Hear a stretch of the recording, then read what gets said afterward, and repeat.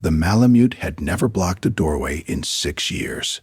He blocked it that Tuesday, and the way he blocked it, silent, immovable, 98 pounds of decision, was what told Sunniva Reinhold that she was not going to argue with him. Sunniva was a physical therapist, 12 years working with post-stroke and post-injury patients.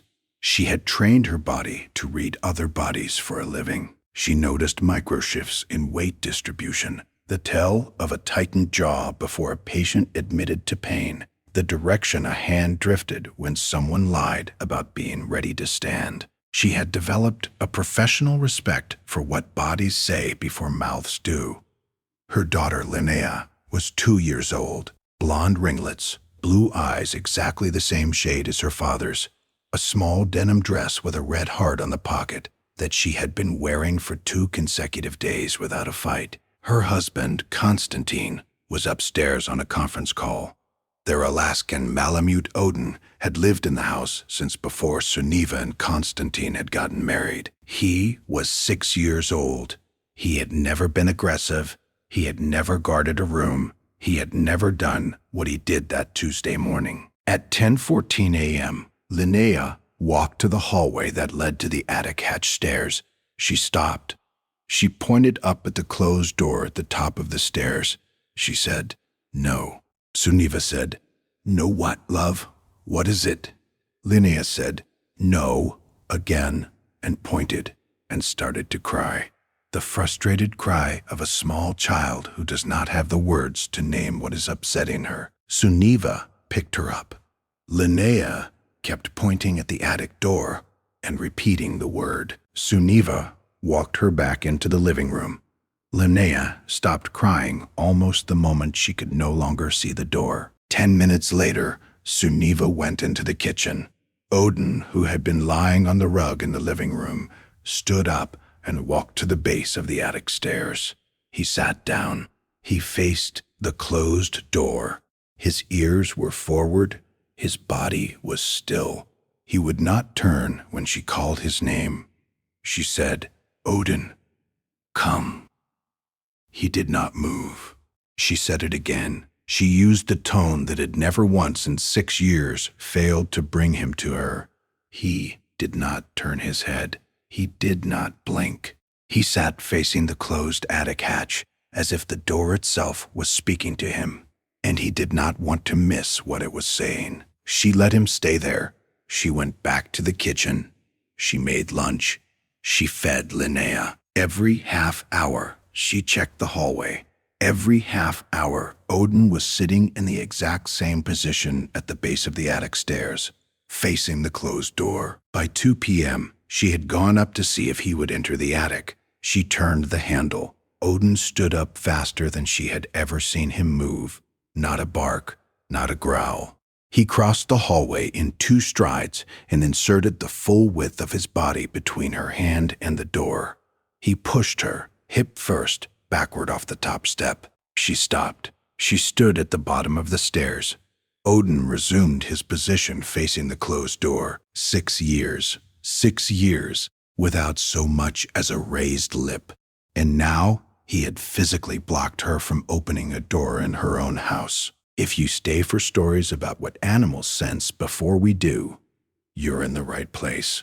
Subscribe so you don't miss the next one. She called Konstantin down from his call. She said, "Something is wrong. Odin will not let me into the attic, and Linnea has been pointing at the door all morning." Konstantin knew Odin.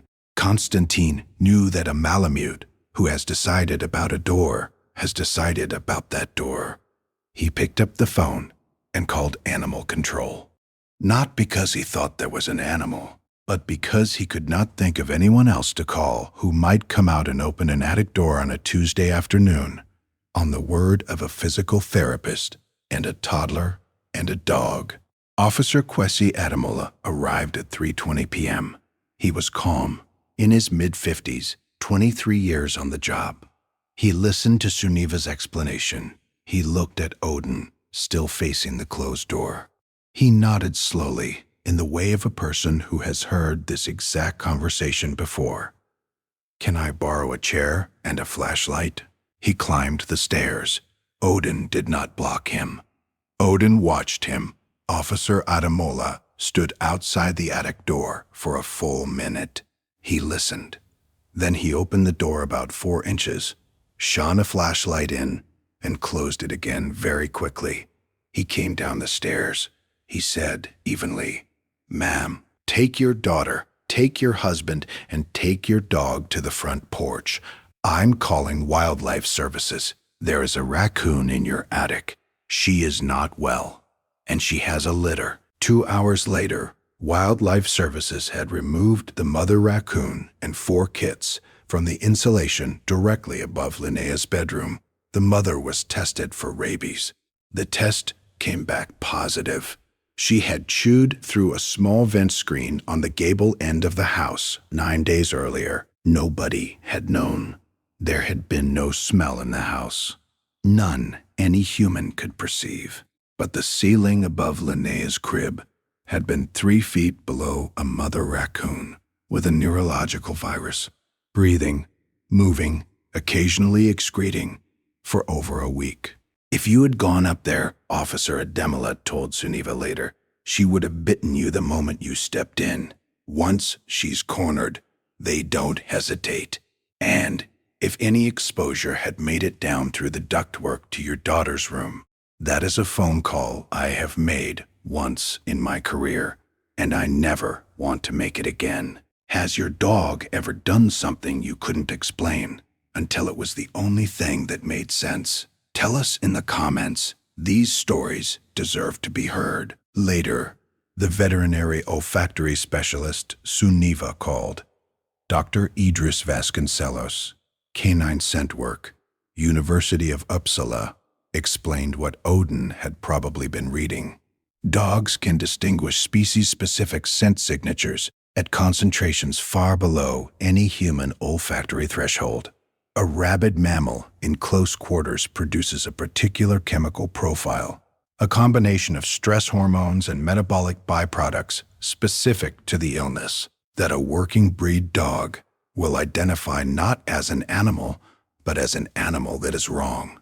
Odin had probably been picking up traces of it since the raccoon had entered. Linnea, whose bedroom was directly beneath the attic vent, had been reading a version of the same signal through the sensitive scent response most children under 3 still have.